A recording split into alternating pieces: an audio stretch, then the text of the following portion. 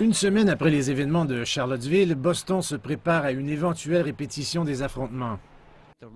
Le discours a vraiment amené cela à un niveau différent et c'est ce dont nous nous inquiétons.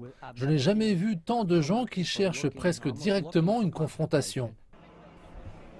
Une personne est morte et près de 20 autres ont été blessés le week-end dernier lorsque des manifestants ont confronté des néo-nazis et des suprémacistes blancs armés qui ont débarqué dans cette ville universitaire. Le maire de Boston a déclaré qu'ils ne sont pas les bienvenus chez lui. Le gouverneur et moi avons bien précisé que nous ne voulons pas que les groupes qui prêchent la haine viennent dans notre ville ou dans notre État. Nous ne tolérerons aucune incitation à la violence. Nous prenons toutes les précautions nécessaires pour garder notre ville en sécurité. Le rassemblement de Boston a été planifié avant les affrontements de Virginie, mais le nombre de personnes attendues a augmenté ces derniers jours suite aux événements de Virginie et le président des États-Unis, Donald Trump, a accusé, et je cite, « les deux côtés de violence ». Il a déjà fait face à plusieurs critiques depuis. Des chefs d'entreprise ont quitté 2 de ses conseils consultatifs économiques qui ont ensuite été dissous. Vendredi, tous les membres de son Conseil des arts ont démissionné.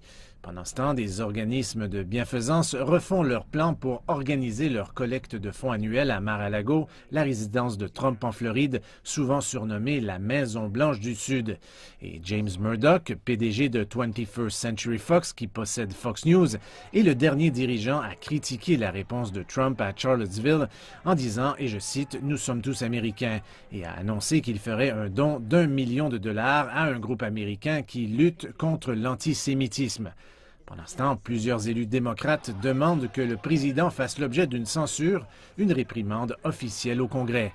L'ancien vice-président Al Gore a appelé Trump à démissionner.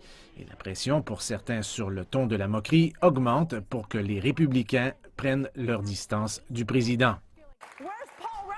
Où est Paul Ryan dans tout ça? Vous êtes censé être le membre cool du Congrès.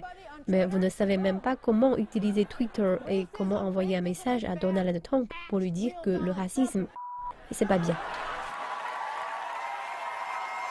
Donald Trump ne plie pas encore pour l'instant face aux critiques et aux blagues, mais certains estiment que le départ de Steve Bannon, son stratège en chef qui a des liens directs avec l'extrême droite, serait une forme de concession face à ces critiques.